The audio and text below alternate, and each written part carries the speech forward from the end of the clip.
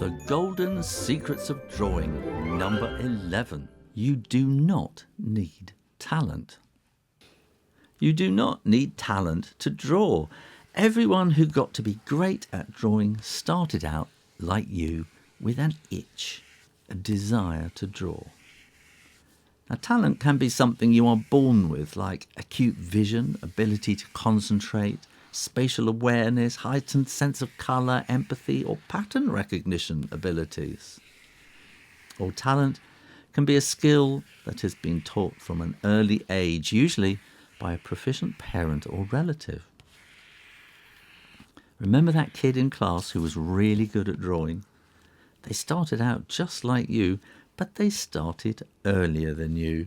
They did a lot more practice and maybe had a lot more encouragement and coaching.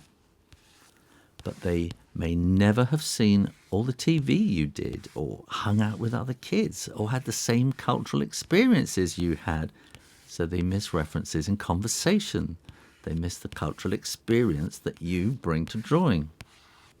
That kid may have gone on to art college and then got stuck and never progressed. You have plenty of time to put in the practice, the intelligence, the inquiry and desire, enough to catch them up and maybe even surpass their skills.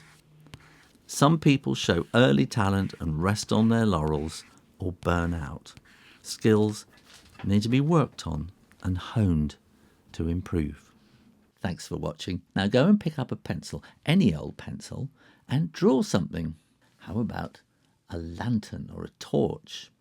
Make sure you are subscribed to the Shu Rayner Drawing channel and keep coming back for lots more drawings and advice. In the meantime, keep drawing, practice, practice, practice, and I'll see you next time. You take care now. Bye-bye.